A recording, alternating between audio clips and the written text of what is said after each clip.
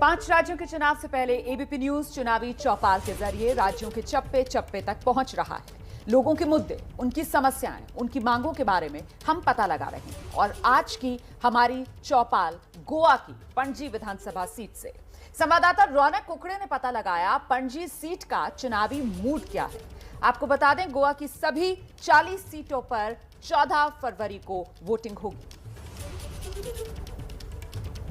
गोवा में इस बार किसकी बनेगी सरकार, इसको लेकर कई तरह के दावे हर पार्टी जो है वो करती हुई दिख रही है। हमारे साथ बात करने के लिए गोवा के अलग अलग पार्टीज के जो नेता है वो मौजूद है और सबके अपने अपने दावे। लेकिन मुख्य तौर पर प्रमोद सावंत की सरकार क्या फिर एक बार सत्ता में आ पाएगी? डेवलपमेंट की बात बीजेपी कर रही है। बात करने के लिए हमारे साथ बीजेपी के स्पोक्स पर्सन गिरिराज पई जी, माफ कीजिएगा। आपसे पहला सवाल ये है, आपने कहा कि आपने अलग अलग तरीके के जो वादे जनता से किए थे वो सभी वादे जो है आप यहाँ पर पूरे करते हुए दिख रहे हैं और खास तौर से डेवलपमेंट के मुद्दे पर आप ये चुनाव में जा रहे हैं। क्या आपको लगता है फिर एक बार बीजेपी की सरकार बनेगी? जैसे मैंने कहा कि आज सारी पार्टियां जो है बीजेपी को हराने के लिए कार्यरत हैं और आज जो कांग्रेस वाले कह रहे हैं कि हमने उनके एमएलएज ले लिए, मेरे ख्याल से उन्होंने सवाल पूछना चाहिए अपने आप से कि लोग उनको डंप करके और जगह पे क्यों जा रहे हैं।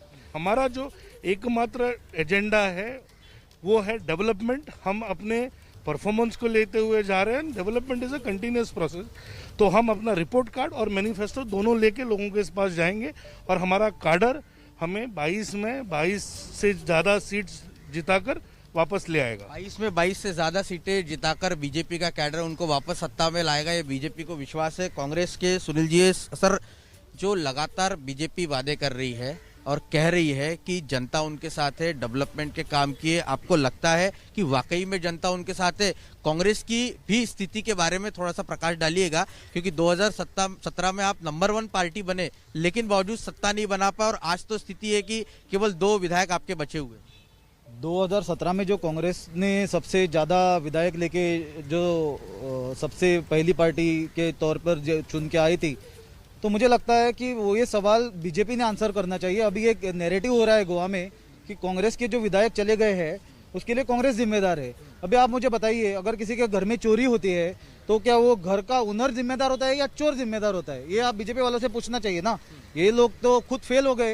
ये लोग तो जो भी उन्होंने प्रॉमिस कर दिए कुछ भी डिलीवर नहीं कर पाए, मिजरेबली फेल हो गए, इसलिए लोगों ने इनको रिजेक्ट कर दिया।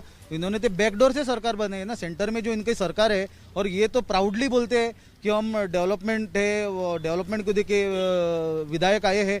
जब दूसरी पार्टी के विधायक इनके पार्टी में जाते हैं वो डेवलपमेंट के लिए आते हैं, और जब इनके पार्टी के विधायक या मंत्री जब रिजाइन होते हैं तब ये बोलते हैं कि वो असंतुष्ट है। वो फॉरवर्ड बिलकर इस बार गठबंधन में आप कांग्रेस के साथ चुनाव लड़ रहे हैं।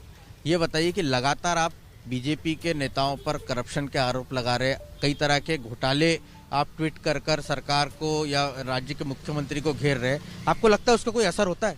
100% होगा, क्योंकि देखिए मैं शुरुआत करता हूँ जो मजदूरों के लिए जो पैसा था, लेबर गेट पहला वाला जो अपना ये था लॉकडाउन, उस समय पंतप्रधान मोदी ने जो कहा था कि मजदूरों के लिए 6,000 रुपये डाला जाए उनके अकाउंट में, ताकि यहाँ पे भाजपा सरकार ने उनके कार्यकर्ताओं के अकाउंट में 6,000 डाला। उसके बाद हम लोगों ने एक्सपोज किया, मुख्यमंत्री ने ऑन रिकॉर्ड पे एक्सेप्ट कर लिया। सरपंच पंच जेडपी के जो कैंडिडेट थे इन्होंने 6,000 रुपये ले लिए। उसके बाद हम लोकायुक्त के पास गए, वहाँ पे 4 महीना केस लड़ा। उसके बाद वहाँ पे भी जजमेंट हो गया कि हाँ करप्शन हुआ है और सीबीआई की इंक्वायरी करना चाहिए। तो ये डबल स्टैंडर्ड्स जो है खुद एक्सपोज हो रहे हैं और गोवा की जनता गठबंधन की सरकार लाएगी और भाजपा सिंगल डिजिट मैक्सिमम आके 9 या 10 तक रह जाएगी, ये निश्चित है। आज पूरे गोवा को पता है कि यहाँ दोनों पार्टियां एक दूसरे की एक ही टीम है इनकी। आज जब बीजेपी से चुन के आए या कांग्रेस से चुन के आए, एक दूसरे में मर्ज हो जाते हैं। और यही है आज कांग्रेस के प्रेसिडेंट या उनकी जो पार्टी है उन्होंने भी बोला था आप हमारे एमएलएस खरीद सकते हो बट हमारे मतदान नहीं खरीद सकते हो। अभी आप ये देखेंगे तो बात यही है कि गोवा को आज एक अल्टरनेटिव मिल रहा है, वो आम आदमी पार्टी की तरफ से। सवाल ये है कि अगर आम आदमी पार्टी की जरूरत पड़ी, 2-4 सीटें किसी को सरकार बनाने में कम पड़ी बीजेपी छोड़कर, तो क्या आप कांग्रेस या दूसरे दल को समर्थन करने के लिए तैयार रहेंगे? बिल्कुल नहीं। हमने कहा था जब हम इलेक्शन लड़ेंगे अपनी तरीके से लड़ेंगे, अपने आपे पे लड़ेंगे, अपनी अकेले पार्टी की तरफ से लड़ेंगे।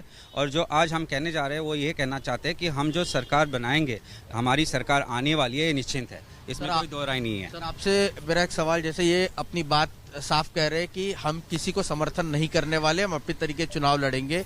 2017 में जो देखा हमने, जोड़ तोड़ की राजनीति कर कर आपको जनता ने मैंडेट नहीं दिया था, फिर भी आपने सरकार बना ली, क्या इस बार भी ऐसे ही करेंगे?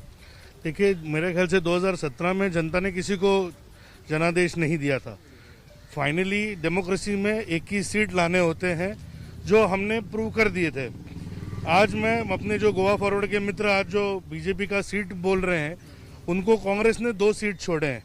तो मेरे ख्याल से बहुत ज़्यादा आवाज़ उन पार्टियों से आ रही है जिनका गोवा में कुछ अस्तित्व नहीं है। गोवा के लोगों को आपके जरिए मैं अपील करना चाहूँगा कि भाजपा को वोट देके 22 से ज़्यादा सीट्स देके एक स्टेबल गवर्नमेंट और एक एबल गवर्नमेंट चुने। देखना दिलचस्प होगा, क्योंकि इस बार का जो चुनाव है वो चौतरफा है। आम आदमी पार्टी और टीएमसी के मैदान में दमखम के साथ उतरने की वजह से भी चुनाव जो है वो दिलचस्प हो चुका है।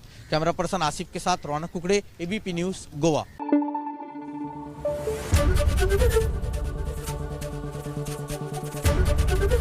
एबीपी न्यूज आपको रखे आगे।